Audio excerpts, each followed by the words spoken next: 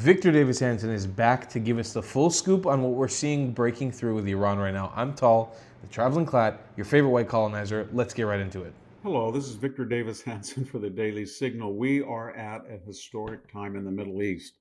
Never in our lifetimes have we been closer to a complete revolutionary fervor that gives promise of normalcy for the Middle East, and never have we been in more danger of seeing the entire region blow up. What am I referring to? And that is the war right now between Iran and Israel. It is surreal. If we had this conversation 5 years ago, and I said to you, the Iranian nation that is huge compared to Israel, 10 times the population, the Iranian nation has lost all control of the Houthi terrorists, and they are themselves neutered.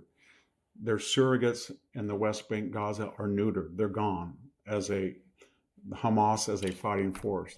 The formidable, the terrifying Hezbollah cadres, they're inert. There is no more Syria, the Assad dynasty, the pro-Iranian Assyria. It's in chaos, but whatever the chaos is, seems to be anti-Iranian. There is no Shia crescent, starting with Tehran all the way to the Mediterranean. Lebanon is free of Iranian influence, so is Syria. Gaza de facto will be. There is no Russian presence. It's not a patron. It's not a protector. It's not a power in the Middle East. It's tied down in Ukraine. And Iran itself, the formidable powerhouse of the Middle East that evoked terror all over, has no defenses. And now we've seen 5 days of war in which the Israelis have systematically dismantled all of the Iranian missile defenses. They have air defenses. They have dismantled the terrorist hierarchy. They have dismantled the people who were responsible for the nuclear program. And we're down to a single critical issue. They have suffered casualties. The Iranians have sent over 400 ballistic missiles and drones into Israel, and 90% are stopped, but that 10% gets through. But here's the crux. All of this chaos and all of this war will be for naught if Iran's theocracy emerges intact from this war, and its nuclear infrastructure can either be quickly rebuilt, or there are elements of it that have been missed, and maybe there is enough fissionable material, if not already, soon to make another bomb. So here we are at the critical point. Should Israel continue? Does it have the ability to nullify the entire nuclear program, which was the object of this war? Or must it rely on the bunker buster devices, bombs of the United States? And if the United States should try to go into these key nuclear facilities and blow them up with the ordnance and the aircraft that it has, which Israel lacks, will it be fighting an optional Middle East war, of which the MAGA doctrine says no more forever wars, no more intervention in the Middle East, no more ground troops? Or can Trump say, I'm not an isolationist, I'm a Jacksonian? You should have known that when I took out Soleimani in my first term, when I took out Baghdadi, when I took out the Wagner Group.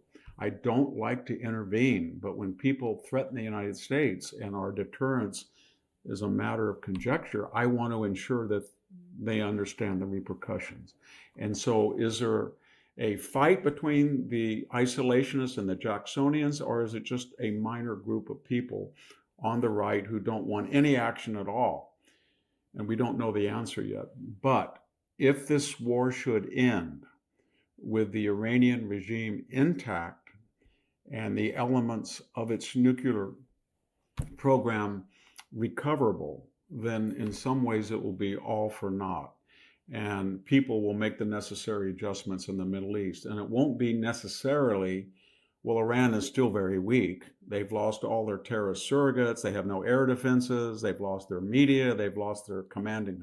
It will be more like, my gosh, Iran survived everything that Israel, and by association the United States, threw at it.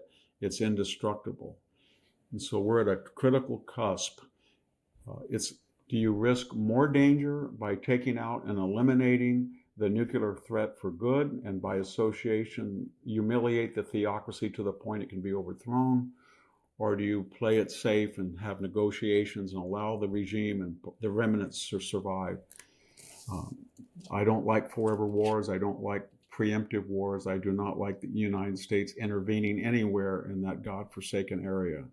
But if the war ends with the regime intact and a recoverable nuclear program, it won't just be back to square one. It will be a disaster.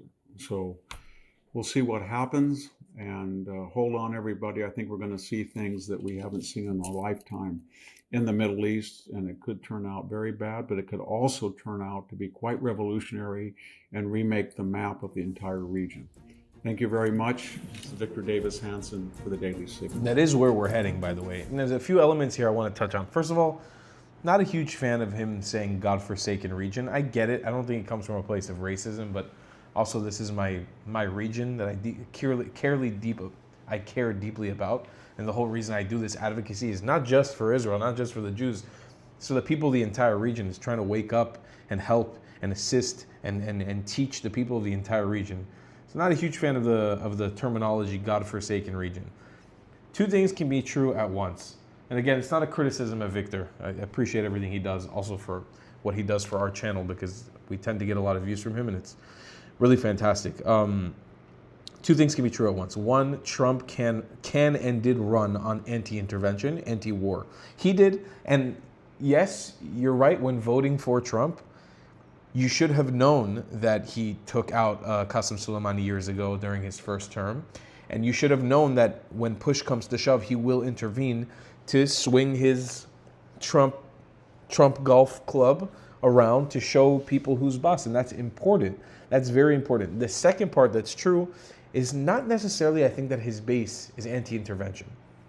I'm the last person who wants to cry, anti-Semitism, anti-Semitism, anti-Semitism. I don't like doing the whole shtick that American Jews do because it shoots us in the foot, okay? And we tend, as American Jews, to just run into this hole of anti-Semitism, everything's anti-Semitism. While yes, it's anti-Semitism, we know that it's anti-Semitism. If you make anti-Semitism a meme, which American Jews unfortunately have made it a meme, it's not, you can't use it anymore. It's just not taken seriously anymore.